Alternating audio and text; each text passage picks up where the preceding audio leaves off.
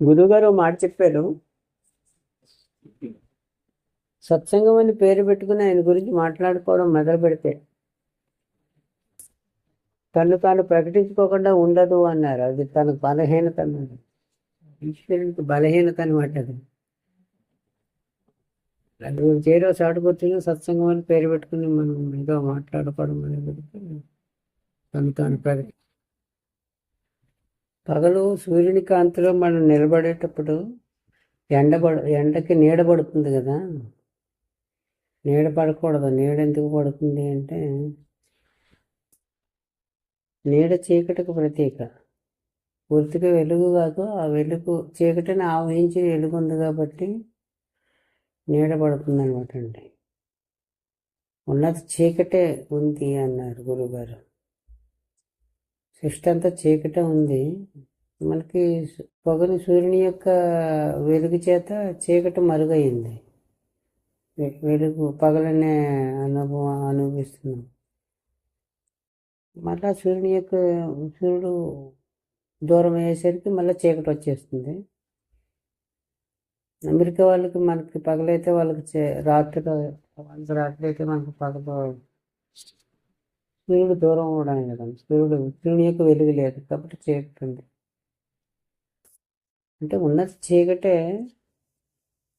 సూర్యుని యొక్క వెలుగు పడ్డ సమయాన్ని మనం పగలుగా అనుభవిస్తున్నాం అన్నారు. కాబట్టి చీకటి అంటే రాత్రికి ప్రతీక.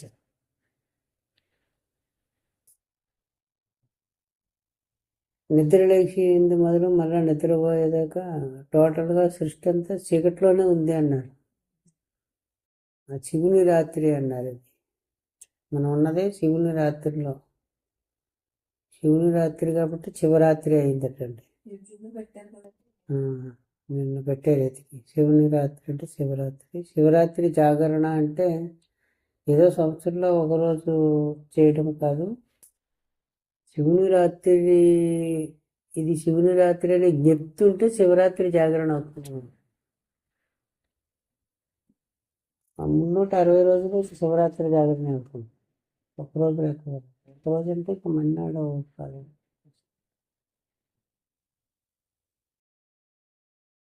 ఇది శివరాత్రి అన్నమాట. ఈరోజు శివరాత్రి కాదు, నిరంతర జ్ఞప్తి. ఇది శివరాత్రి. కొంత భాగం పగలగా అనిపిస్తున్నాం, మరి కొంత భాగం రాత్రిగా అనిపిస్తున్నాం. శివుని రాత్రి అలా జ్ఞప్తి ఉంటే ఆ జ్ఞప్తి ఇది రాత్రి అవుతుంది అన్నమాట. స్వప్నం అవుతుంది.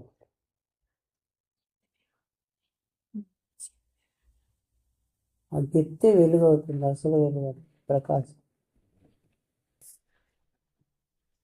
దానికి రాత్రి ఉండదు. పగలుంటే రాత్రి ఉండే అవకాశం ఉంటుంది, కానీ పగలు రాత్రి లేని పగలని చెప్పాలి. చీకటి వెలుగు లేని వెలుగు అని చెప్పాలి. జ్ఞానాజ్ఞానములు లేని జ్ఞానం అని చెప్పాలి. జ్ఞానాజ్ఞానములు ఎవరికని మొదలైన తన్ను తా తెలియ జ్ఞానమే అని కదా భగవాన్ చెప్తున్నారు. దానికి జ్ఞానాజ్ఞానాలు ఉండవు అన్నమాట అండి. దీనికి జ్ఞానాజ్ఞానాలు ఉన్నాయి. జ్ఞానమని పేరు వచ్చిందంటే అజ్ఞానం ఉందని అర్థము. అక్కడ ఇంకో విషయం చెప్పారు చాలా స్పష్టంగా గురుగారు. జ్ఞానం ఉంది అంటే కింద అడుగు భాగంలో అజ్ఞానం ఉందని చెప్పారు. లేదా అజ్ఞానము పైన ఉంది అంటే అడుగులు జ్ఞానం ఉందని చెప్పారు. రెండు వేరుగా విడివడి ఉండవు. అక్కడ జ్ఞానం రెండు కలిసి ఉంటాయి. ఒక జ్ఞానిగా మనకి కనిపిస్తున్నప్పటికీ కింద అజ్ఞానం అనేది ఉంటుంది. లేదా పైన అజ్ఞానం కనిపిస్తున్నప్పుడు అజ్ఞాని అని అంటాం కదా. అజ్ఞానం కనిపిస్తుంది అంటే దాని అర్థం కింద జ్ఞానం ఉంది అని అర్థం. రెండు కలిసే ఉంటాయి, విడివడి ఉండవు. ఒక భాగం క్రింద ఉంటుంది, ఒక భాగం పైకి వచ్చింది.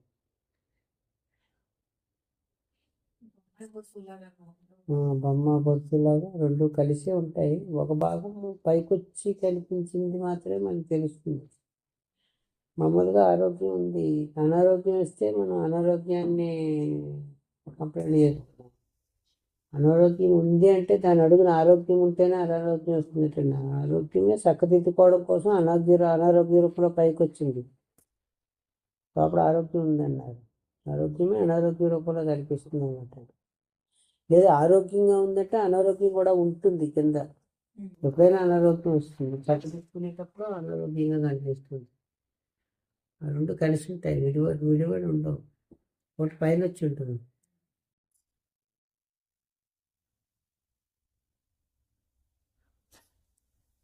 అన్నీ అంతే,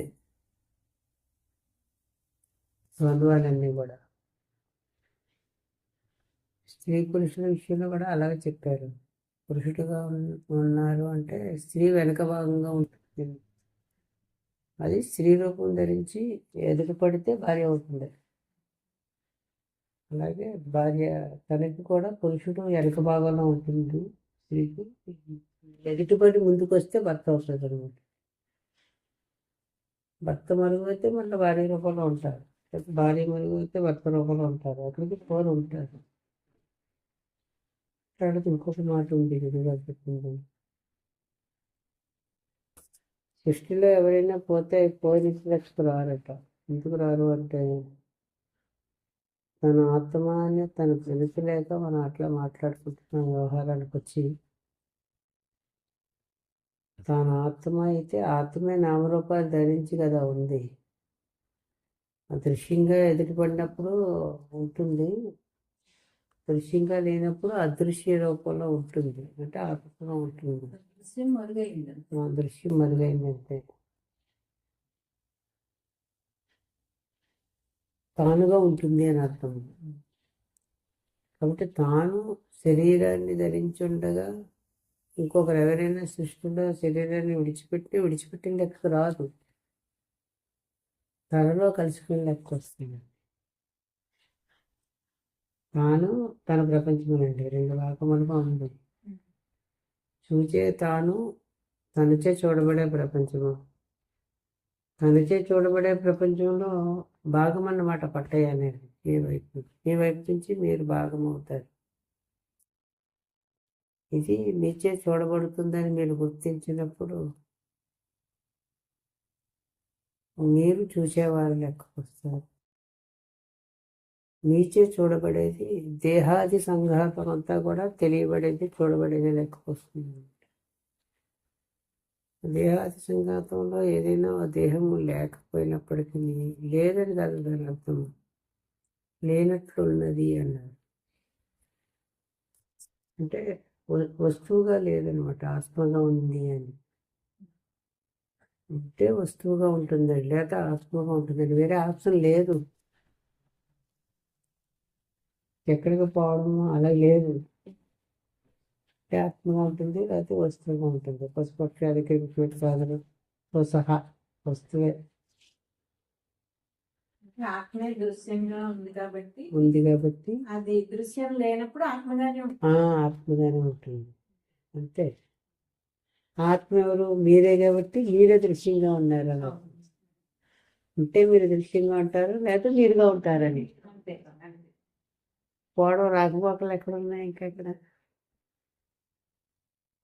అంటే దృశ్యంగా ఉన్నారు మీతో సహా. మీరు దృశ్యం, మీచే చూడబడేది దృశ్యమే కదా. మీచే చూడబడే దృశ్యంలో కొంత అదృశ్యంగా అదృశ్యం అవ్వచ్చు, అంటే దృశ్యంగా లేకపోవచ్చు. దాని అర్థము దృశ్యముగా లేదనే, అంటే అదృశ్యంగా ఉందని. అదృశ్యం అంటే ఆత్మకు పర్యాయ పదం, అంటే తానుగా ఉందని.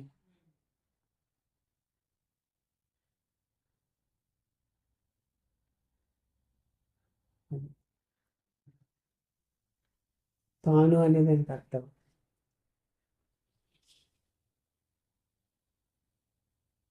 తాను అనేదానికి అర్థం తానే, ఇంకేది వస్తువు. దాంతో పోల్చదగినది ఏది లేదు దృష్టిలో. తాను తనచే చూడబడే ప్రపంచం, తన ఈరోజు పెట్టాము ఒకటి చిన్న షార్ట్ బిట్లు పెట్టాం కదండి, ఈరోజు పెట్టిన చూసాను అంటారు. అది తన తన ప్రకాశము పడి, ఫిల్ముపై ప్రకాశము పడి తెరపై బొమ్మలు ఎట్లా కనిపిస్తున్నాయో అదే విధంగా మాయా లేక ఏవో రకరకాల పేర్లు ఉన్నాయని చెప్పారు. మాయా తర్పణం అని చెప్పచ్చు, మాయ అని చెప్పచ్చు. దాని మీద పడి ఆ వెలుగు ప్రసరిస్తుంది అనమాట. అప్పుడు సుబ్రహ్మణ్యంతో సహా సకలము వస్తుంది అన్నారు. ఆత్మ ప్రకాశం పడి ఆ ప్రకాశం పడితే దృశ్యం ఏర్పడుతుంది అనమాట. ఆ దృశ్యంలో భాగము వ్యక్తి కూడా. ఆ ప్రకాశము వ్యక్తిలో నుంచి రావడం లేదని చెప్పారు. ఇంకో విషయం స్పష్టంగా వ్యక్తి వ్యక్తి వ్యక్తి ప్రపంచానికి సంబంధించినది. వ్యక్తే కాదు, మనస్సు కూడా ప్రపంచానికి సంబంధించింది.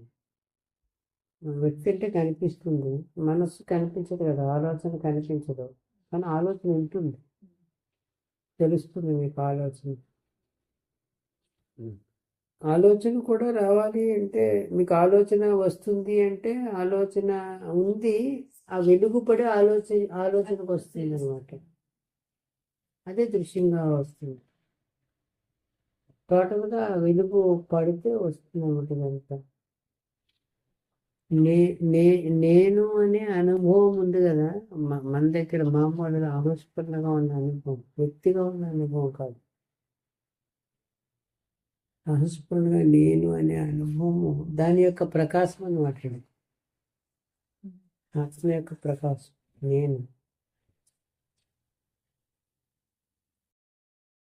నేను డాష్ నా తర్వాతది అంటే నాది అవుతుంది అన్నమాట.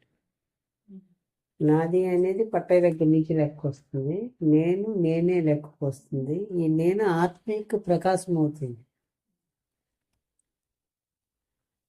ఆత్మ ప్రకాశమే నేనుగా వచ్చింది కాబట్టి ప్రపంచం తెలియబడుతుంది. అంటే దీంతో ఒక పేరు పెట్టుకున్నాం మనం, నాది కలిగిన నేను అని చెప్పుకున్నాం. నాది కలిగిన నేను గాఢ నిద్రలో కూడా నేను ఉంది, కానీ నాది లేని నేనుగా ఉంది. అక్కడ నాది లేదు, నా తర్వాత ఇది లేదు, ఇంకా నా తర్వాత ఇంకేమీ లేదు.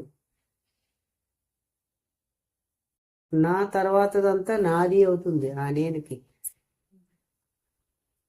ఈ నేను మేల్కొన్న తర్వాత నా తర్వాతది నాది ఏర్పడింది అనమాట. నాది కలిగిన నేను అనేదానికి అర్థం ఇంతకుముందు చెప్పుకున్నాం మనం. నే అంటే సాక్షి, ది అంటే తలచే చూడబడేది అని అర్థం. అదే నే అంటే సాక్షి, నువ్వు అంటే తలచే చూడబడేది, అంటే నాది అంతా కలిపి నువ్వులో చేరుతుంది అనమాట. నేను అనే దాంట్లోనే మొత్తం నిక్షిప్తమై ఉంది అర్థం అంతా. నీవు నీచే చూడబడేది అని అర్థం. సాక్షి సాక్ష్యము అని అర్థము, ద్రష్ట దృశ్యము అని అర్థము. ఆ నేను అనే పదానికి అంత అర్థం ఉంది.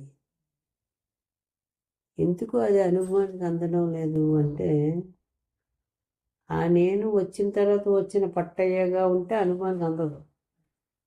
పట్టయ్య అనుభవం ఉంటుంది.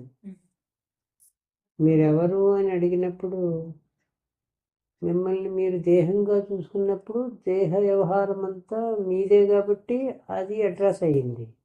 మీరెవరు అనేదానికి అర్థము నేను పరణ అని చెప్తున్నారు. మీరెవరు అని ప్రశ్నించినప్పుడు మీరు దేహంగా లేరనుకుందాము, అప్పుడు సమాధానం ఏముంటుంది? మీరెవరు అని ప్రశ్నించినప్పుడు నేను పట్టయ్యని అని దేహంగా చూసుకున్నప్పుడు దేహం అడ్రస్ నా అడ్రస్ లెక్క వచ్చేసింది. నేను పరణ అని చెప్తారు. నేను ఇంకా మీరున్నప్పుడు మీరెవరు అనేదానికి దానికి సమాధానం ఏముంది? అక్కడ మౌనమే ఉంటుంది కదా. ఎక్కడ మనస్సు మోగబోతుందో అంటే సమాధానం లేకుండా ఆగిపోతుందో అది అసలు లెక్క వస్తుంది. ఇంకొక సమాధానం ఉండకూడదు అక్కడ. కాబట్టి భగవాను నేనెవరు అని ప్రశ్నించుకోమని చెప్పారు. నేనెవరు అని ప్రశ్నించుకున్నప్పుడు అక్కడ సమాధానం లేదు. అక్కడ ఇంకా అక్కడ ఆగిపోతుంది అనమాట అండి. సందేహాలు ఎవరికి వస్తున్నాయని ప్రశ్నించుకుంటే నాకని జవాబు వస్తుంది. మరి నేనెవరిని అని మరొక ప్రశ్న వేసుకోమన్నారు. నేనెవరిని అనే ఆ ప్రశ్నకి సమాధానం దొరకడమే సిద్ధి. ఎవరు తానుగా ఉన్నారో అదే తాను అనేది సమాధానం అవుతుంది అనమాట. ఆ సమాధానం బయట నుంచి ఎదిగితే దొరకదు. నేనెవరు అంటే నేను నిర్భయంగా నేను పట్టైనే అంటే మీకు సమాధానం మీ దగ్గర ఉంది కదా. అప్పుడు మీ అసలు సమాధానం దొరకదు, మరుగైపోతుంది అనమాట. కానీ మీకు అసలైన మీ అసలు సమాధానం మీకు కావాలి అంటే నేనెవరు అని ప్రశ్న వేసుకుని నేనుపై దృష్టి పెడితే నేను దానికి వెలుగని కదా చెప్పుకున్నాము. ఆ వెలుగుకి మూలమైనటువంటిది ఏదైతే ఉన్నదో అదే అనుభవంగా మారుకుంటుంది. నేను అది నేను నేను నేను అని అక్కడ ఆగిపోతే ఆ నేనుకు మూలమైనది ఎట్లా ఉందో నువ్వు కూడా అలా ఉన్నట్టు లెక్క వస్తుంది. అది ఉండినట్టు నీ ఉండుటే స్మరణమా అన్నాడు. అదే జ్ఞానము, అదే స్మరణము, అదే తపస్సు. అంతేగాని మనం ఏదో చెయ్యడం కాదు, దాని గురించి తెలుసుకోవడము కాదు, దాన్ని స్మరించడము కాదు, ఇదేది కాదు. మరేమి ఉపాయం అంటే ఆ ఒక్కటే ఉపాయం కనిపిస్తుంది. అది ఉండినట్టు నువ్వు ఉండుటే స్మరణము. అందుగురించి నేను నెంటి పెట్టుకుని ఉండమన్నా. గురువు నెంటి పెట్టుకుని ఉండడం అంటే నేను నెంటి పెట్టుకుని ఉండడాన్ని. నేను నెంటి పెట్టుకుంటే గురువే తానైపోతుంది అన్నమాట. అంటే గురువు శేషిస్తుంది, ఏదుందో అది శేషిస్తుంది. అది గురువు అంటే గురువు కాదు, శిష్యుడు కాదు, అది స్వయం. ఈ బయటకు వచ్చి మనం ఏదో చెప్పుకున్నాం మాట్లాడేది. స్వయం ఏదైతే ఉన్నదో అదిగా ఉంటుంది. అది గురువు కాదు, శిష్యుడు కాదు, దానికి ఎవరూ లేరు, ఏదీ లేదు, అది స్వయము. తను ఉంది అనుకుంటే అంతా తానే, అన్నీ తానే అని చెప్పాలి. లేదంటే ఏది తాను కాదని చెప్పాలి. ఇవి అక్కడ మాత్రమే నేనని చెప్పడం మీరు పడదు. చెప్తే అదేంటి అని ప్రశ్న వస్తుంది. సాధన అక్కడే ఆగాలి కదా, నేను దగ్గరే ఆగాలి.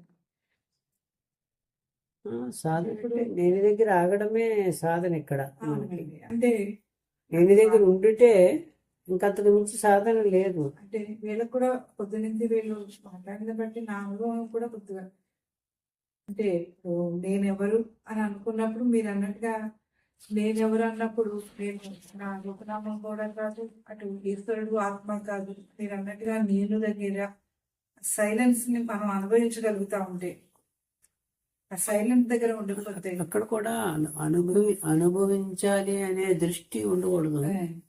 ఆ సైలెన్స్ గా ఉండడమే నేను అనే ఆహస్ఫురణ అంటిపెట్టుకుని ఉండడమే నేను అని గుర్తుకు తెచ్చుకుని జ్ఞప్తిగా ఉండుట.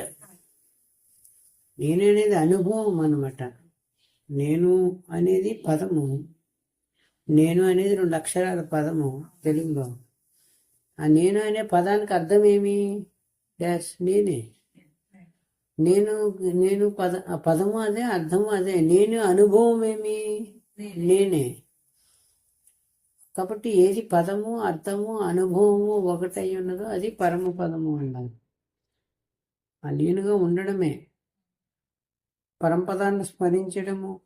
వినడం అంటే నేనుగా ఉండడం. నేనుగా ఉండడము మీరు పడితే పరంపదము అనుభవానికి వచ్చినట్టు. అప్పటి వరకు వినమని చెప్పారు గురువు గారు.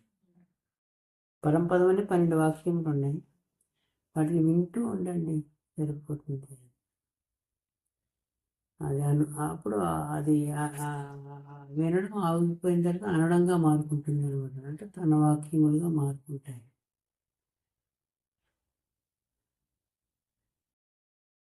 ఆ సైలెన్స్ని అనుభవించడము అనే మాట కూడా పొసగదు. ఎందుకు పొసగదు అంటే అనుభవించాలి, అనుభవింపబడేది రెండు ఉన్నాయి. ఇక్కడ మన మనసు వచ్చేస్తుంది.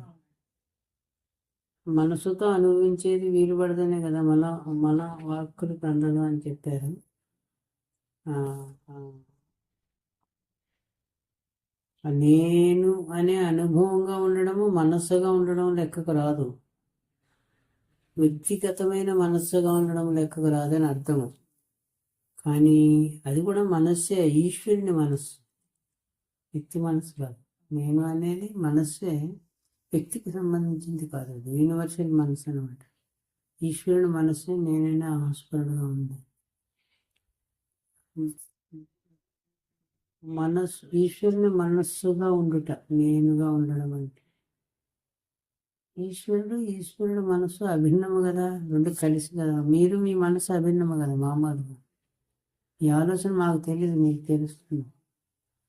మీరు మీ ఆలోచన మీకు అభిన్నము. మీరుగానే ఉండొచ్చు, మీ ఆలోచనగా కూడా ఆలోచన చేయొచ్చు, ఆలోచనగా ఉండొచ్చు. మీదే కాదు కాబట్టి మీ ఆలోచన. ఈశ్వరుడు మనస్సే నేను అనే ఆస్ఫరణగా ఉంది. కాబట్టే భగవాను నేను మొదటి నామం భగవంతుడిగా అని చెప్పారన్నారు. ఎందుకు నేను భగవంతుడికి మొదటి నామం అయ్యింది అంటే, నేను అనే పలికినవాడు వాడు కాబట్టి. వాడు పలుకులకు అందనవాడు పలికేడండి. కాబట్టి ఆ పలుకే వాడు పేరు పెట్టుకున్నాడు, వాడికి పేరుగా అయ్యిందనమాట. ఓం అనేది రెండవది అన్నారు. ఓం అని పలకలేదు, నేనని పలికాడు కాబట్టి అది మొదటి పలుక అయింది. తర్వాత ఇదంతా తన పలుకే, మొత్తం ప్రపంచమంతా తన పలుకే. ఆ మొదటి పలుకు నేను కాబట్టి భగవంతుడికి మొట్టమొదటి నామము నేను. పలుకును పెట్టి ఆ పేరు పెట్టామన్నారు.